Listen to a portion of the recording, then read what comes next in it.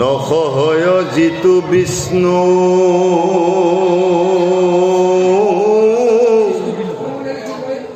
তাকে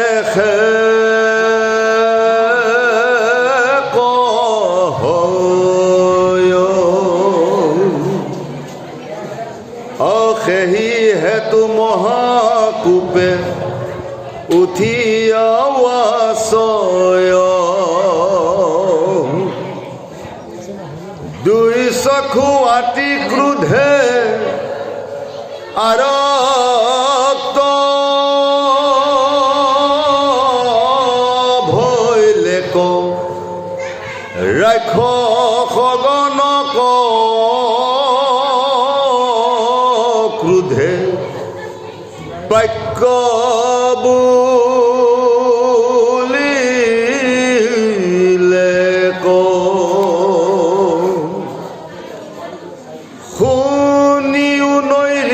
গণ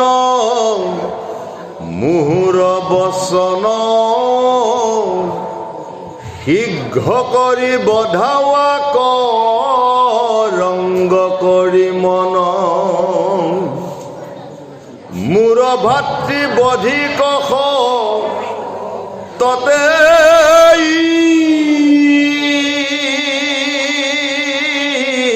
তু গাৱে সেই বিষ্ণুই তু হবে অজানিবা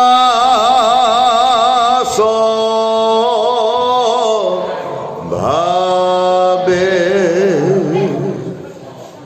পিতৃ মাতৃ সুহি দশ বক এৰিলে ক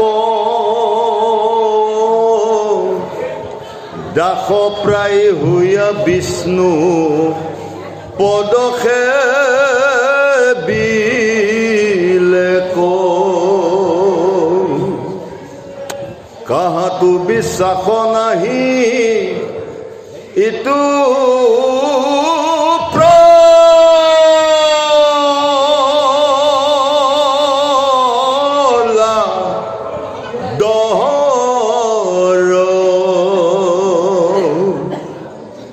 বিষ্ণুৱে বুলিবে মহা অজ্ঞানী বৰ বৰ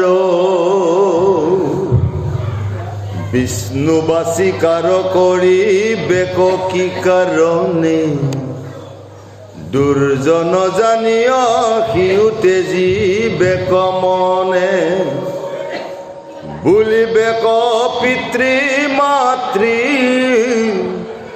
সবাকু তেজিল আতপৰে একো জন নাহি দুষ্টশীল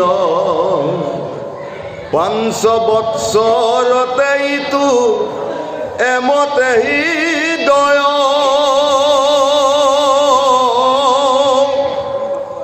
মোৰ কিবা কাজ সাধি বেক দুৰাশয়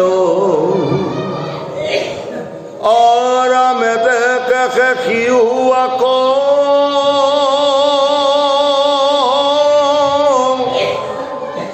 লাগ নিদিবে ক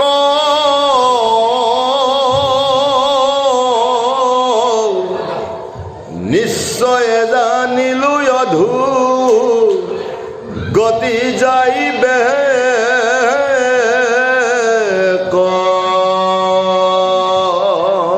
জয় কৃষ্ণ জয় জগদ্গুরু শ্রীমন্ত শংকৰ মহাপ্ৰভু ওম তৎসৎ পৰম শ্ৰদ্ধা এই মহান পুণ্যস্থানত উপবিষ্ট হৈ মহাভাগৱত শ্ৰৱণ কৰি থকা প্ৰতিজন ভকত সাধু গুৰু বৈষ্ণৱ গংগাৰ সদৃশ পবিত্ৰ আই মাতৃ যুৱক যুৱতী কিশোৰ কিশোৰী সমন্বিতে যিসকল পাঠক আৰু ব্যাখ্যাচাৰ্য ইতিপূৰ্বে মহাভাগৱত গাই গৈ যিসকলে গাব সবাৰ শ্ৰীচৰণত অভাজনত কৌটি কৌটি প্ৰণাম।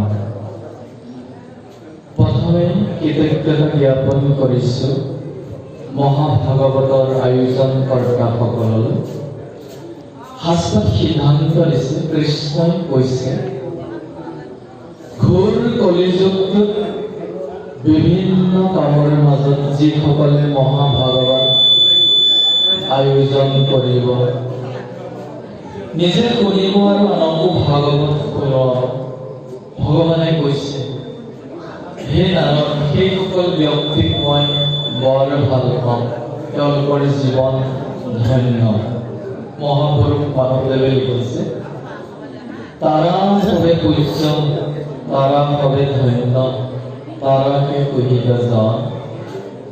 কলিত হৰি আনকো বোলাৱে, আপোনো কৰে কীৰ্তন। আৰু জানো, এই মহান পবিত্ৰ স্থানত আজি আমাৰ প্ৰথমবাৰৰ বাবে পদাৰ্পণ। সপ্তম স্কন্ধৰ কথা চলি আছে, অতি সুন্দৰ স্কন্ধ।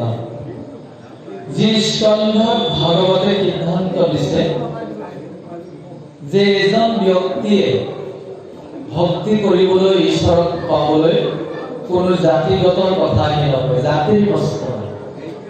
ৰাক্ষস জাতি হিৰণ্যকশিপুৰ ৰাক্ষস, তেওঁৰ পুত্ৰ মহাবৈষ্ণৱ। জাতিৰ যে ভেদ নাই ভগৱানক পাবলৈ, তাৰ প্ৰমাণ কিতাপত লিখিছে, আদিদৈত্য হিৰণ্যকশিপু বলিয়াৰ নৰসিংহ ৰূপে হিয়া বিদাৰিলা তাৰ। কৰিলা নিৰ্ভয় তিৰকে পাইলা উল্লাস, ভক্ত প্ৰহ্লাদক প্ৰভু কৰিলা আশ্বাস। শংকৰ গুৰুৱে কীৰ্তনত প্ৰথম লিখিছে। সেইজন হিৰণ্যকশিপু যি বিষ্ণুৰ নাম শুনিলেই হীৰাক নাক গুচাই দি, তেওঁৰ ঘৰতেই জন্ম হৈছে মহান বৈষ্ণৱ প্ৰহ্লাদৰ। প্ৰহ্লাদক গুৰু গৃহত থৈ শিক্ষা দিবলৈ যত্ন কৰিছিল মহাৰাজ হিৰণ্যকশিপুৰে, যাতে আহি থকা সময়ত পুত্ৰক ৰাজ্যভাৰ দিওঁতে তেওঁ নিশ্চিন্ত হৈ থাকে। দৈত্য শাস্ত্ৰ শিকাবলৈ সন্ধ্যা মৰ্কক দায়িত্ব দিছিল। যিবোৰ কথা শিকিছিল সেই কথাবোৰ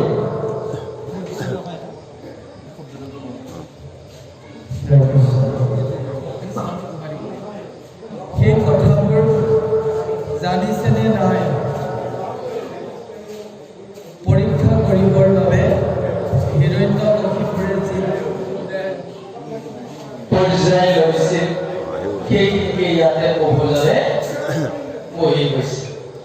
এই খণ্ডটোত আমি পাওঁ যে হিৰণ্যকশিপুৰে নিজৰ পুত্ৰক পৰীক্ষা কৰাৰ পিছত যেতিয়া বিষ্ণু ভক্তিৰ কথা প্ৰহ্লাদৰ মুখত শুনিলে, সমস্ত চৰাচৰৰ গৰাকী পৰম প্ৰভু হৰি বুলি যেতিয়া ঘোষণা কৰিলে, পিতৃ হিৰণ্যকশিপুৰে পুত্ৰক শাস্তি দিবলৈ কুণ্ঠা বুদ্ধি নকৰিল।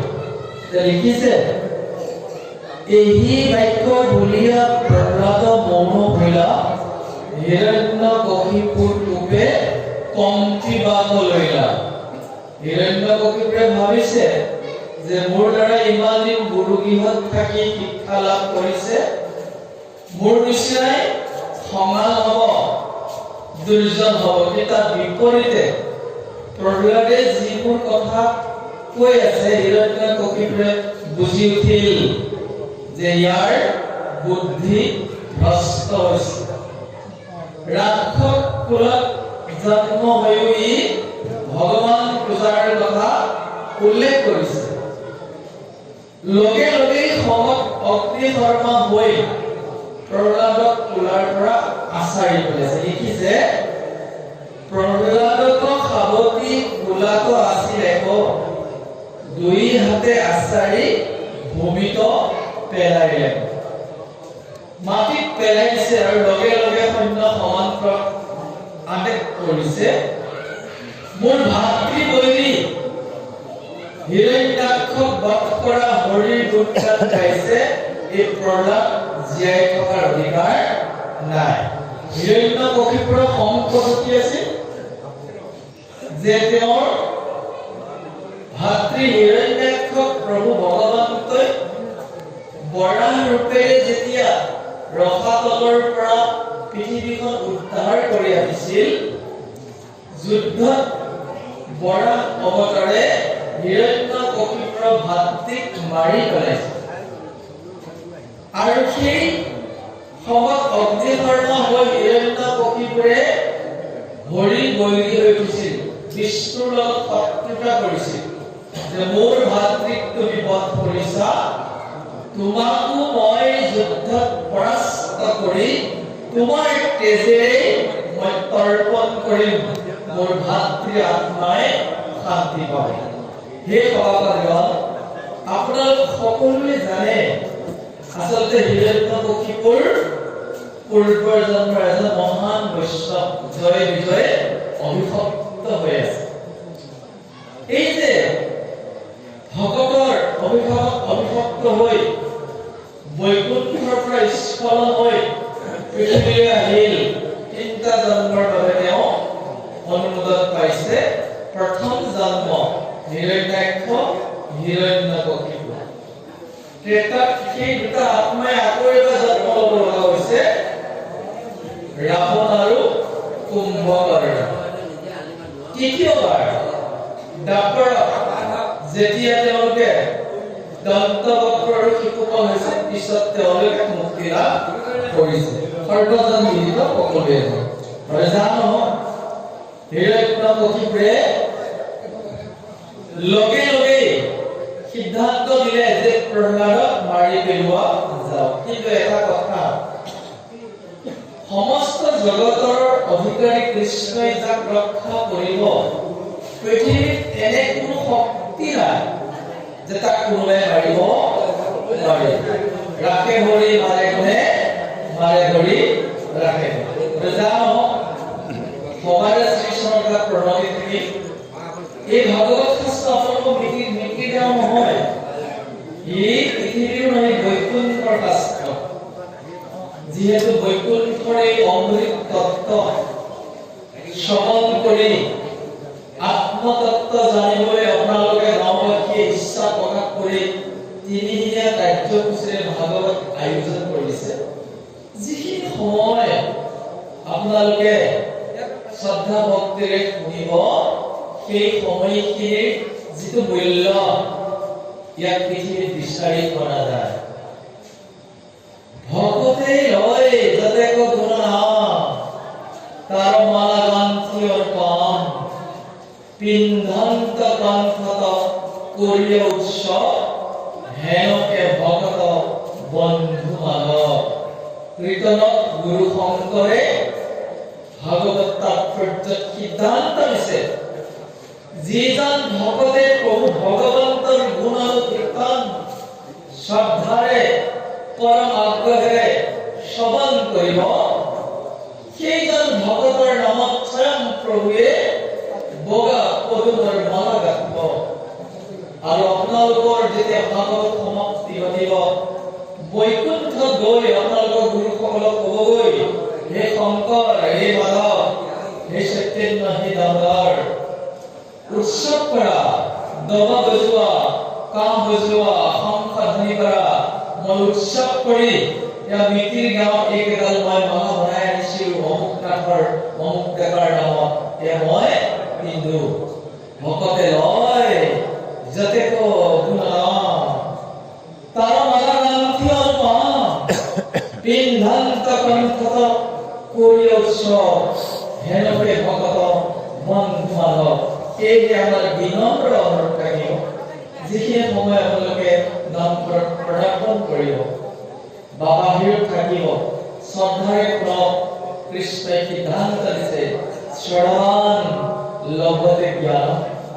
শ্ৰদ্ধাৱান সকলে ভক্তি জ্ঞান লাভ কৰিবলৈ সক্ষম হয়। জানো কৃষ্ণই সিদ্ধান্ত দিছে, তুমি যি কাম নকৰা, ঝাঁকি নোখোৱা, যি চিন্তাই নকৰা, যি যজ্ঞই নকৰা, মোক অৰ্পণেই কৰিব লাগিব।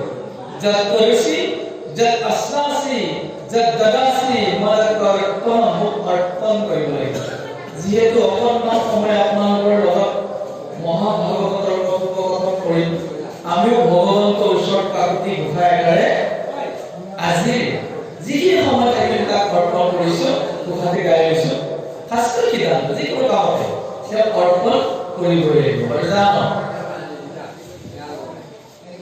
প্ৰভু ভগৱন্তৰ এই যে কৃষ্ণ কথা শুনিব এইকেইদিন আপোনালোকেও ভগৱন্তক অৰ্পণ কৰিব নিজা নিজা কাকতে নমো নমো সৰ্বদেৱ অনন্ত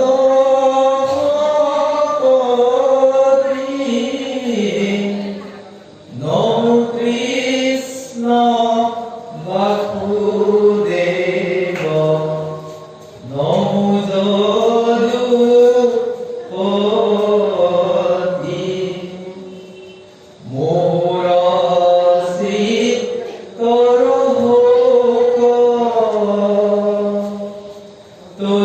তুজুপদে স্থান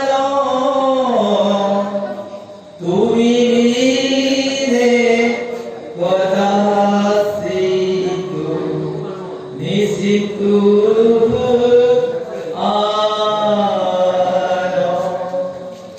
পৃথিৱীৰ ভোলা যত আকাশৰ দ্বাৰা অৰজতে আশ্ৰয় ধাৰা এই সংখ্যা ভুই মই কৰো প্ৰণাম জয় কৃষ্ণ বাৰ্তা মাত্ৰ ভগৱানে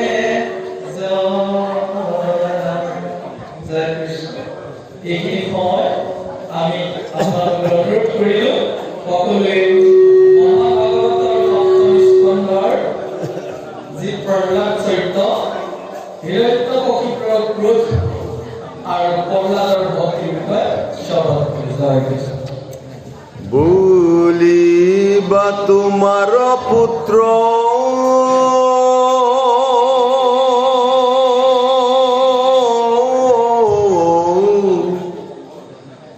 মাৰিব কি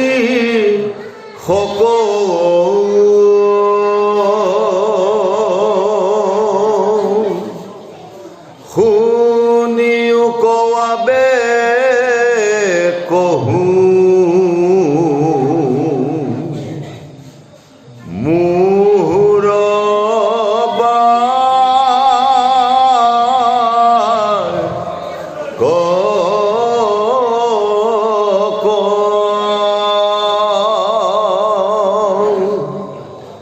পৰম অপৈত্ৰ যদি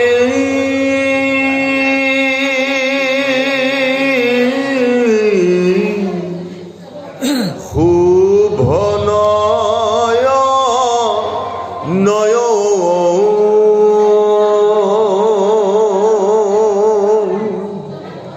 সমস্তে লোকক সিটো আনন্দ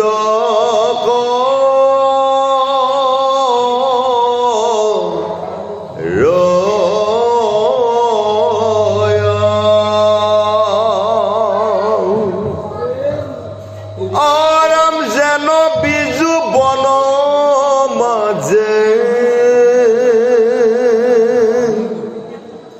ঔষধ থাকয় ৰোগী আকৌ দিলে আনি হিতক কৰয় সেই মতে যদি জানা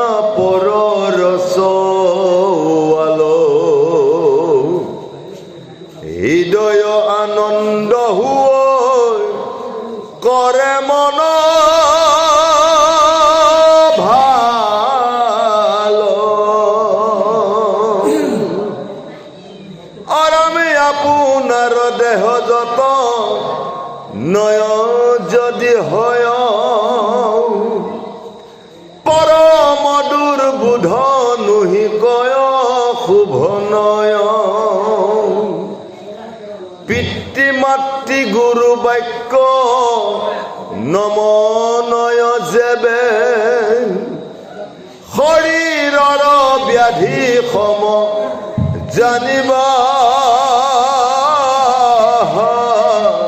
তেৱে ইমান সুন্দৰভাৱে বুজাই দিছে। আচলতে ভাগৱতখন এনেকুৱা এখন দাপোন মানে আইনা। আইনাত যিদৰে আমি প্ৰতিবিম্বটো চোৱাৰ লগে লগে মুখত কৰবাত যদি কিবা লাগি আছে বা অন্যান্য দাগবোৰ আমি দেখা পাওঁ, মহাভাগৱতখনতো আচলতে সেই কথাবোৰকে দিয়া আছে যিবোৰ কথা লাগতিয়াল আমি আমাৰ জীৱনত গ্ৰহণ কৰিব লাগিব আৰু অলাগতিয়ালটো আমি বাদ দিব লাগিব। এটা লিখিছে অতি সুন্দৰ কথা। হিৰণ্যকশিপুৰে কৈছে যে হে সৈন্য সমান্তগণ, তোমালোকে প্ৰহ্লাদক অস্ত্ৰাঘাত নকৰাকৈ কিয় ৰৈ আছে? মই আদেশ কৰিছো, মোৰ পুত্ৰ হলেও বৰ্তমান প্ৰহ্লাদ জীয়াই থকাৰ অধিকাৰ হেৰুৱাই পেলাইছে। প্ৰথমে তেওঁলোকে প্ৰশ্ন কৰিছিল যে হে মহাৰাজ, পিতৃ মাতৃ সুহৃদক এৰিলে দাস প্ৰায় হোৱা বিষ্ণু পদক এৰিলে। যদিও ভগৱান বিষ্ণুৰ কথা প্ৰহ্লাদে কৈছে, কিন্তু আপোনাৰ সন্তানটিক আমি কিদৰে হত্যা কৰিম আদেশ কৰিছে, কিন্তু সৈন্য সমান্তৰে অস্ত্ৰলৈ আগবাঢ়ি আহিবলৈ সাহ কৰা নাই। উল্লেখ কৰিছে, গুৰিত তোমাৰ পুত্ৰ মাৰিব কি শুনিব আবেগহু মুহুৰ বাক্য। হে ৰাক্ষসগণ, মই মোৰ পুত্ৰক হত্যা কৰিবলৈ কিয় আদেশ দিছো? শৰীৰটোত যদি কৰবাত বেমাৰ হৈ যায়, ধৰি লৈছো আপোনাৰ হাততে কিবা এটা এনেকুৱা কোমা উঠিছে, হাতখন গেলি গৈছে, সেই বেমাৰটোৰ পৰা ৰক্ষা কৰাৰ উপায় কি? হাতখন কাটি পেলাব। বুজিব পাৰিছে? শৰীৰৰ যদি কোনো অংশত দুৰাৰোগ্য বেমাৰ হয়, বেমাৰটোৱে যদি মানুহজনক মাৰি পেলায়, তেতিয়াহ'লে সেই অংশটো যদি কাটিব পৰা জেগাত থাকে তাক কাটি দিব লাগিব, বাচি যাব নহয়। বুজিব পাৰিছে? হিৰণ্যকশিপুৰে বুজাই আছে যে এই কুলৰ অন্ত মোৰ উপৰি পুৰুষ মই নিজে, আমি সকলোবোৰ বিষ্ণুৰ বিপৰীতত আছো আৰু আমাৰ ৰাক্ষস কুলত জন্ম লৈ 5 বছৰীয়া ল'ৰাটোৰ মুখত ভগৱানৰ নাম শুনিছো আৰু মোক উলটাকৈ উপদেশ দিছে বিষ্ণুক ভক্তি কৰিবলৈ। ই আচলতে কুলৰ অন্ত বৰ ধুনীয়াকৈ বুজাই দিছে। পৰম অপত্য যদি শুভলৈ হয়, সমষ্টি লোকগতিটো আনন্দ কৰে। তাৰ অৰ্থ সন্তান প্ৰতিজন পিতৃৰ আনন্দৰ কাৰণ। কিন্তু এই সন্তানে যেতিয়া বেয়া কাম কৰি কলংক চপাই আনিব, দেউতাকতকৈ মাকতকৈ আৰু কোনেও ইমান কষ্ট পাব নোৱাৰে। সন্তানৰ পৰা পিতৃ মাতৃয়ে আশা কৰে ভাল চিন্তা, ভাল কথা আৰু গৌৰৱ। বৃদ্ধ বয়সত আমি কৰিব নোৱাৰা হওঁ, সন্তান বিলাকে যৌৱন প্ৰাপ্ত হ'ব, সংসাৰ কৰিব, বৃদ্ধ বয়সত আমাক আলপচন ধৰি শেষ কৰ্মখিনি কৰি নিয়ম পৃথিৱী। কিন্তু যদি পিতৃ মাতৃক সন্তানে নমনা হয়, তেতিয়াহ'লে সেই সন্তান তাতকৈ নথকাই ভাল। বৰ সুন্দৰ উদাহৰণ আছে। আপোনাৰ গৃহস্থ যদি হয়, পৰম দুৰ্বৃদ্ধ নুহি কয় খবৰ, যে পিতৃৰ কথা পালন কৰা নাই, পিতৃৰ বাক্য পালন কৰা নাই, সি থকাতকৈ নথকাই ভাল। এইখন ভাৰতীয় সংস্কৃতিত আচৰিত কথা। জগতৰ ঈশ্বৰে এবাৰ নৰৰ ৰূপ লৈছে, সকলোৱে জানে ৰামচন্দ্ৰৰ ৰূপ লৈছে নৰৰ ৰূপে। তেওঁ কালিলৈ ৰাজ অভিষেক আছে, ৰাজ অভিষেক। এয়া ৰাজসিংহাসনত বহিব।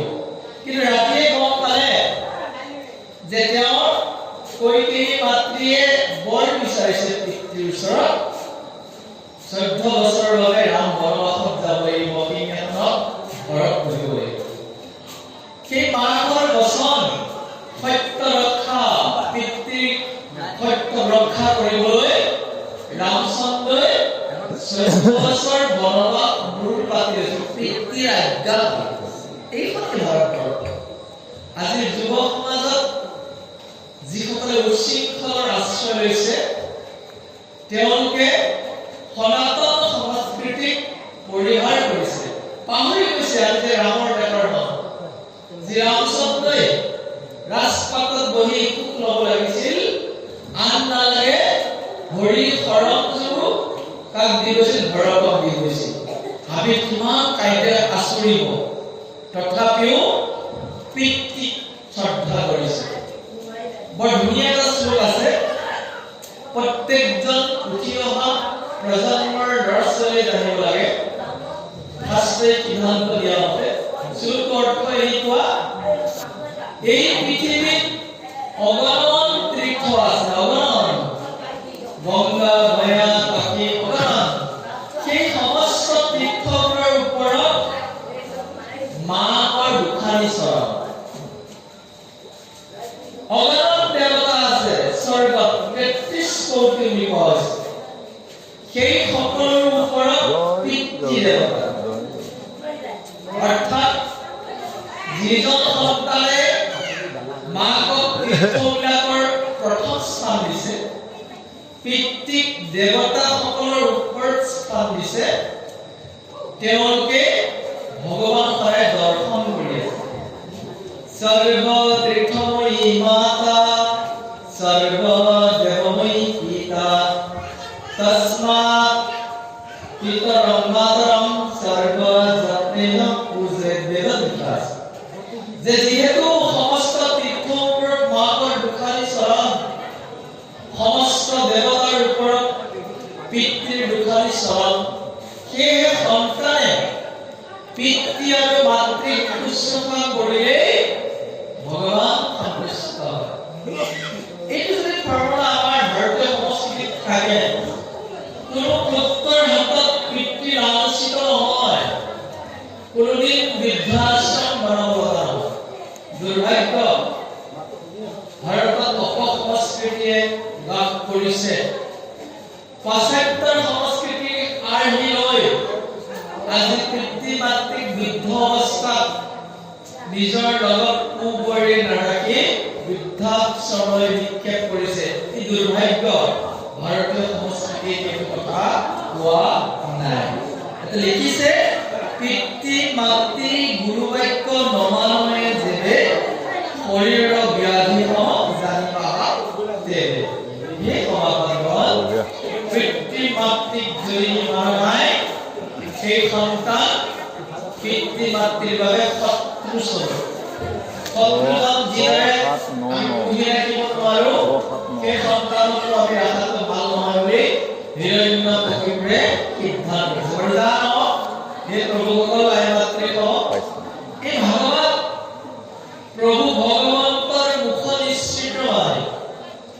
যিদৰে গীতাখন কৃষ্ণই মহাভাৰতৰ যুদ্ধৰ প্ৰাকক্ষণত আত্মজ্ঞান দিবলৈ অৰ্জুনক 7 শ্লোক কৈছিল, মহাভাগৱতখন হৈছে কলিযুগৰ ভকতে জ্ঞান লাভ কৰি ধৰ্ম পালন কৰিবলৈ, মুখ্য সাধন কৰিবলৈ ব্ৰহ্মাক পদ্মকল্পত কৃষ্ণই প্ৰদান কৰিছে। তজু নাভি কমলত ব্ৰহ্মমৈৰা জাত, যুগে যুগে অৱতাৰ ধৰা অসংখ্য। সেই পদ্মকল্পত ব্ৰহ্মাক কৃষ্ণই কোৱা এই কথা মহাভাগৱত আমি যদি শ্ৰদ্ধাৰে শ্ৰৱণ কৰো, আত্মজ্ঞান লাভ কৰিবলৈ আমি সক্ষম হম। ব্ৰহ্মা দিলা নাৰদক ইটো ফলৰ ৰহস্যক, নাৰদে ব্যাসক আনি দিল, নগৰি দিল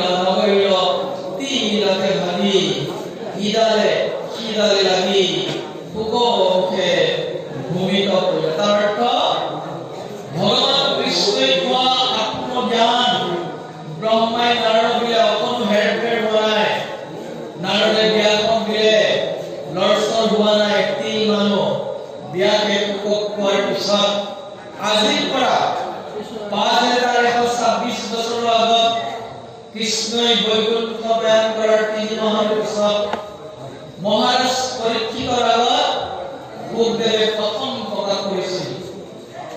আৰু আজি আপোনালোকৰ মাজত এই গুৰুসকলৰ মুখেৰে এই ভাগৱতেই প্ৰকাশ পাইছে।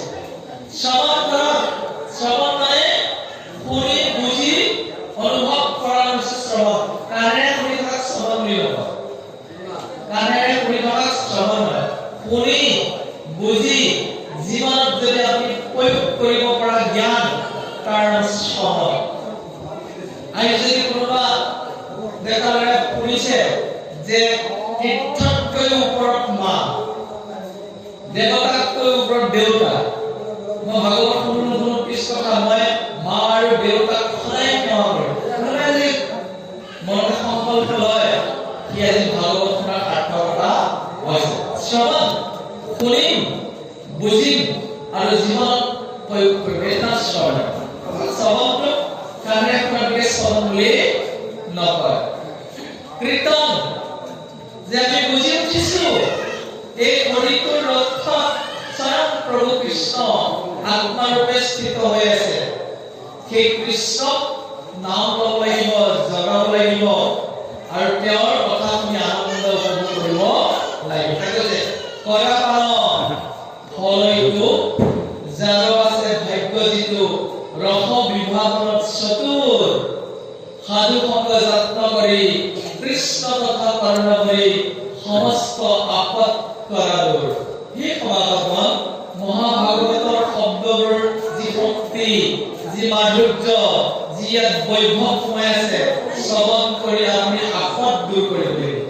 আপদ মানে কি? আপদ হৈছে মানৱ জীৱনত কোনেও নিবিচাৰিলেও এই মৃত্যু আহিব। সেই মৃত্যুক আমি জয় কৰিব লাগিব। মৃত্যুঞ্জয় ভাগৱত অন্য নহয়। ভাগৱত শাস্ত্ৰ শুনি নৰকলৈ যাব লগা পৰীক্ষিত বৈকুণ্ঠলৈ গৈছিল। আমাৰ যদি জীৱনৰ ৰাস্তা কুকৰ্মৰে কুচিন্তাৰে নৰকমুখী হৈ আছে, সংস্কাৰ সাধন কৰি আমি ঊৰ্ধ্বমুখী হ'ব লাগিব। আহক খুব সুন্দৰভাৱে বৰ্ণনা কৰিছে ভাগৱতৰ পদচন্দে পিতা পুত্ৰৰ কথা, হিৰণ্যকশিপু আৰু প্ৰহ্লাদৰ কথা আমি শ্ৰৱণ কৰোঁ। জয় কৃষ্ণ। নিশ্চয় ব্যাধিক যেন কাটি দূৰ কৰে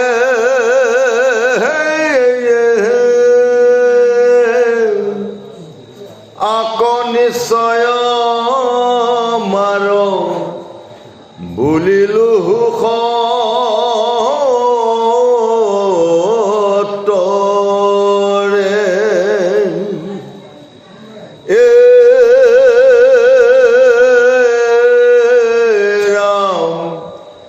ইটো কথা থাকো কখো নিউ দৈত্য গণ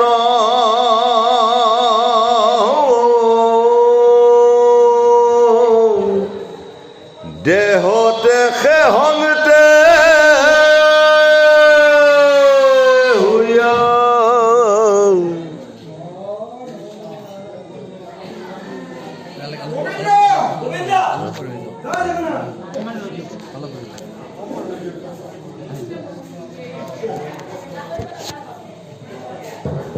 আছে উৎপন্ন যদি কর চৰণত সৰ্পে বা দংশয় জাত হন্তে সমূলংসে দেহ নষ্ট হয় তাহাকু সে দিবে জিতু মহাজ্ঞানী হয় তেবেশে নিশ্চয় জানা শৰীৰৰ হয় সকলেও পাৱে আকৌ লাগে বধিবাক হেন জানি শীঘ্ৰে উঠি মাৰা সবে আকৌ পুত্ৰ ৰূপ পহুয়া আখি শত্ৰু উপজিল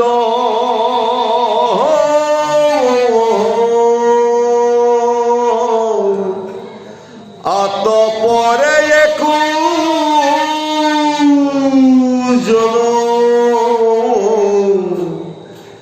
নাহি দুষ্টশীল হৰিয়া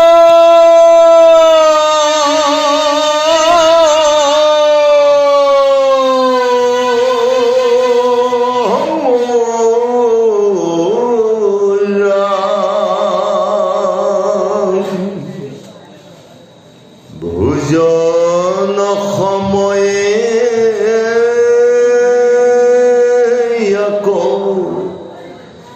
বিষদিয়া মাৰ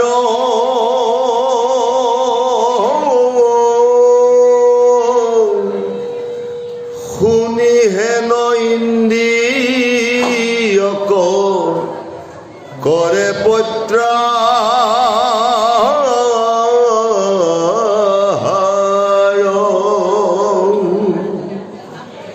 তেবে সে সুশান্ত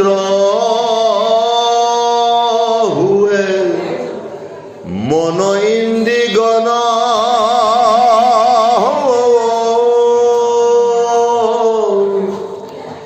ইটো দুষ্ট মৰিলেহে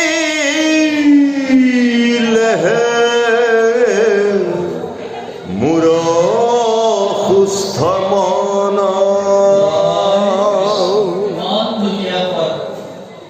বৰ সুন্দৰভাৱে হিৰণ্যকশিপুৰ এটা উদাহৰণ দিছে।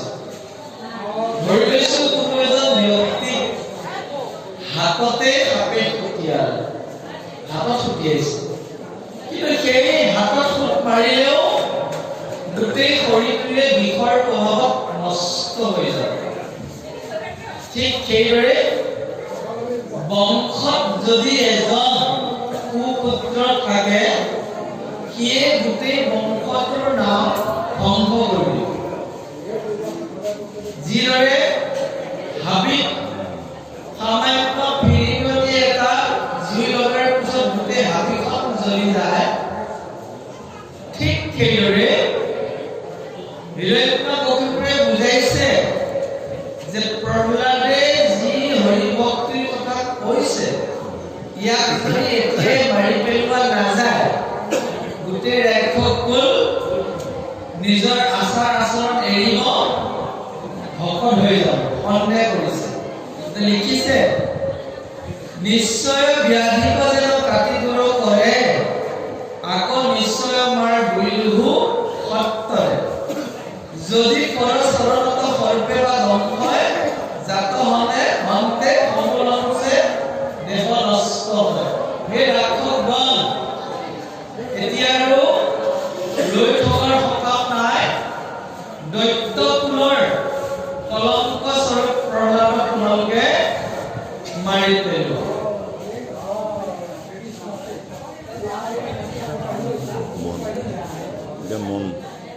অতি সুন্দৰভাৱে উল্লেখ কৰিছে যে তাক যদি মাৰি নেপেলোৱা প্ৰহ্লাদক, তেতিয়াহ'লে মই কোনো কাৰণতে শান্তি নাপাম। তাহাকো চেনিলে যিটো মহাজ্ঞানী হয়, তেৱেকে নিশ্চয় দ্বাৰা শৰীৰ হয়। সেয়ে ভোজনৰ সময়ত এই প্ৰহ্লাদক তাতে বিষ দি দিয়া, সি মৰি যাব। আদেশ দিছে ভোজনৰ সময় আকৌ বিষ দিয়া নহয়, পুৰি এটা ইন্দ্ৰিয়ক কৰে প্ৰত্যাহাৰ। এইদৰে ভাগৱতৰ মাধ্যমেৰে দুষ্ট পুত্ৰ এজনক মাৰি পেলাবৰ বাবে আদেশ কৰিছে মহাৰাজ হিৰণ্যকশিপুৰে। ইয়াৰ জৰিয়তে আমাক এটা বাৰ্তা প্ৰদান কৰিছে যে যিখন সংসাৰে আমি জীয়াই আছো, নিজৰ সন্তানবিলাকক আমি যদি সুশিক্ষাৰে শিক্ষিত কৰিব নোৱাৰো, ভাল জ্ঞান প্ৰদান কৰিব নোৱাৰো, তেতিয়াহ'লে আমি কেতিয়াও পৰিয়ালত শান্তি নাপাওঁ। আমাৰ অতি সুন্দৰ সুন্দৰভাৱে আৰু সুন্দৰ কথা দিয়া আছে আমি শ্ৰৱণ কৰিছোঁ। জয় কৃষ্ণ। এহি মতে দৈত্যেশ্বৰে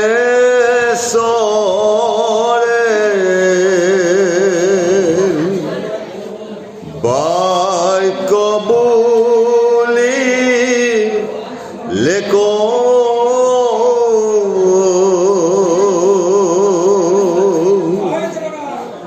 তাৰ নিস্ত্ৰ আজ্ঞা কৰা খোষে জানি লেক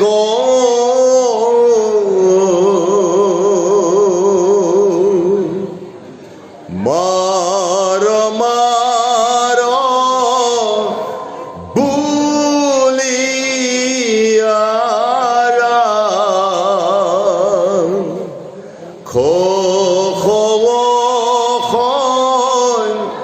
খ্যাত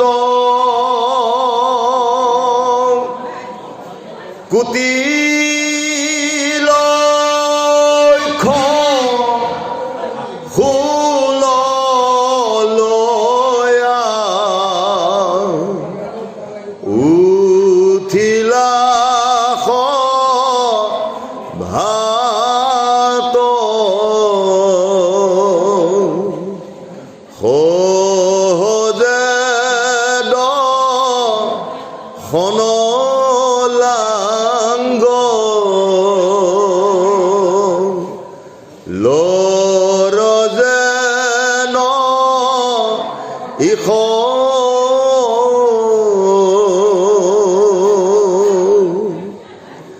দন্ত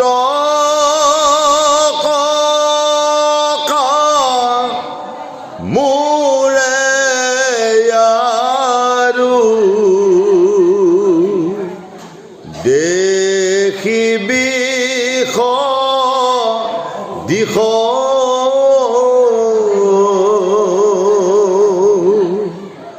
বেগতে মুঠনে ওলাই আছে যন্ত্ৰ তাক দেখি সমস্তৰে ভয়ে খাই আন্ত হে নদান্ত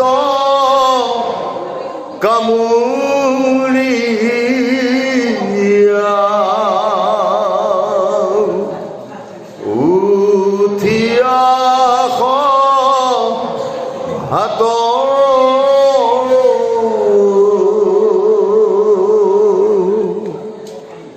তাম্ৰ বৰ্ণ দাৰি গুম্ফ আশ্ৰয় বাট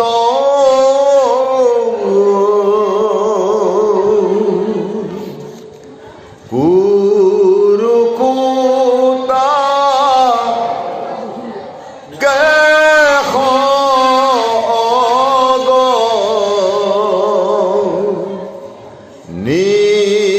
নিৰসম জলে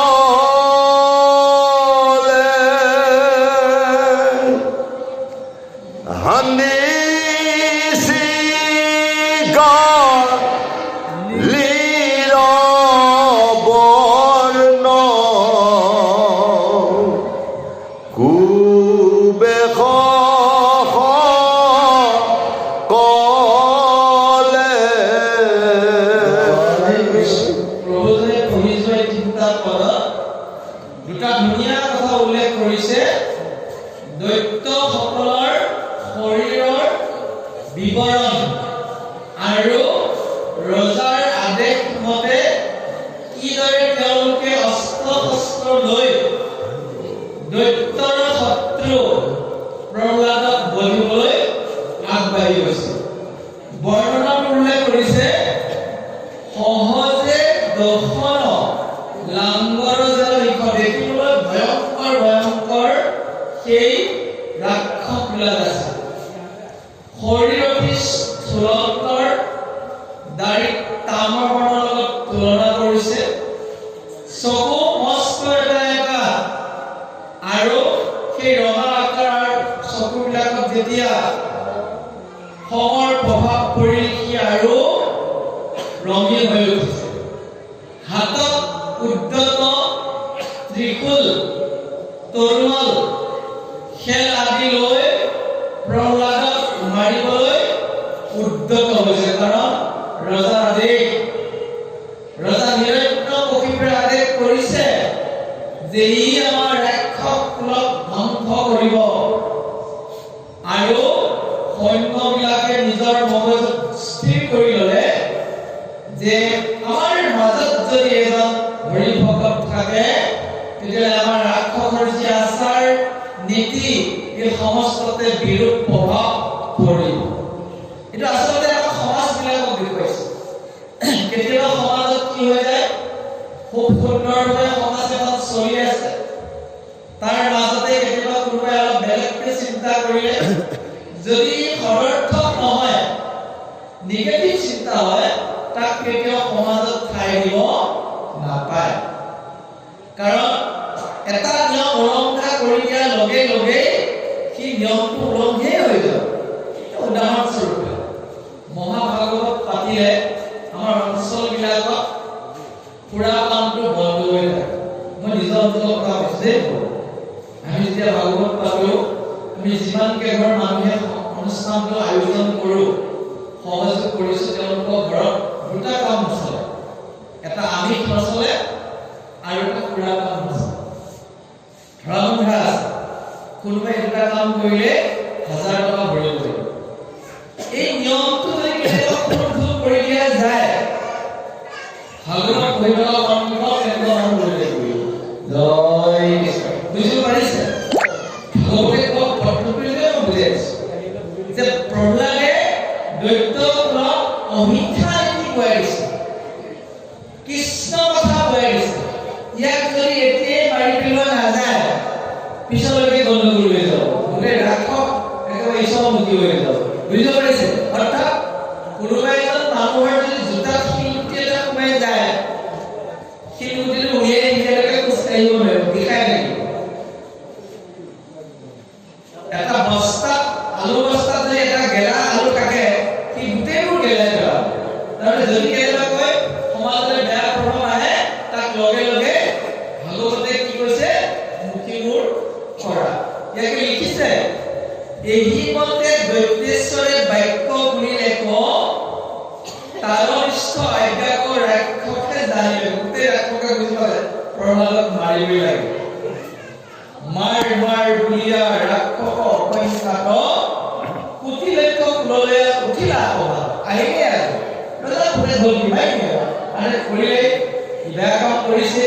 ঠিক সেইদৰে আপোনালোকৰ যিবিলাক সমাজ ব্যৱস্থা চলি আছে, সেই সমাজখন একত্ৰিত হৈ থকা কোনোবাই যদি গণ্ডগোল কৰিছে, তাক এঘৰীয়া কৰি পেলাই বুজিব পাৰিছে? কেতিয়াবা কিছুমান অঞ্চলত বৃহত্তৰ সমাজ থাকে। গড়ে ভাগি গ'লো, তেজপুৰৰ গড়ে ভাগি এখন বিকেল 1000 গম পাইছে? এখন বিকেল 1000 গম মাথা গৰম হৈ গৈছে। 1000 গম কেনেকৈ আহি আছে? তেওঁলোকে কৈছিল আমাৰ পূজাৰী কেইবাজনো, পটাচাৰ্য কেইবাজনো, নামাচাৰ্য কেইবাজনো, কাৰোবাৰ ঘৰত যেতিয়া সকাম হয় তেওঁলোকৰ শক্তি অনুসাৰে নিৰ্দিষ্ট কেইজনৰ মানুহ গোটেই কথাই নামাতে। কিন্তু ভাগৱত একেলগে 1000 ঘৰ মানুহে ডনেশ্যন দিয়ে। তাত যদি কোনোবাই কেতিয়াবা খেল কথা সলাৰ কথা কয়, তাক উলিয়াই পেলাব নালাগিব আৰু এই বস্তুটো বুজাই আছে। আচলতে ভাগৱতখন এনেকুৱা নহয় যে কাহিনীবিলাক কৈ গৈছে ভোটালো ঘটি কাহিনীৰ মাধ্যমেৰে আমি আমাৰ বাস্তৱ জীৱনত এই জ্ঞানটো প্ৰয়োগ কৰিব লাগিব। সেইটো হৈছে মহাভাগৱত। জানো শাস্ত্ৰই সিদ্ধান্ত দিছে কৃষ্ণই মুখেৰে কোৱা কথাবোৰে হৈছে অমৃত, ইয়াক পান কৰিব লাগে। দেৱতাই খুব সুন্দৰভাৱে দেৱতা আৰু অসুৰসকলে লগ লাগি যেতিয়া সাগৰ মন্থন কৰিছিল অমৃত ওলাইছিল। দেৱতাবিলাকে অমৃত পান কৰি অমৰ হৈ গৈছিল। এই মহাভাগৱত মন্থন কৰি যদি আপুনি ইয়াৰ অমৃত পান কৰিব পাৰে, আপোনাৰ আত্মাটো ভগৱানৰ ওচৰলৈ গুচি যাব। লিখিছে শাস্ত্ৰত কৃষ্ণৰ চৰিত্ৰ পৰম অমৃত আতপৰে নাহি আন কোটি কোটি যজ্ঞ তপজ প্ৰদান হবেও নুহিষ ভাল। কৃষ্ণৰ চৰিত্ৰ এই ভাগৱত ইমান উচ্চ তাপৰ, কোনোবাই যুগ যুগ তপস্যা কৰিলেও, কোনোবাই বহুত যজ্ঞ দান কৰিলেও ভাগৱতৰ সমান হ'ব নোৱাৰে। কৃষ্ণ গুণধাম ধৰ্ম অনুপম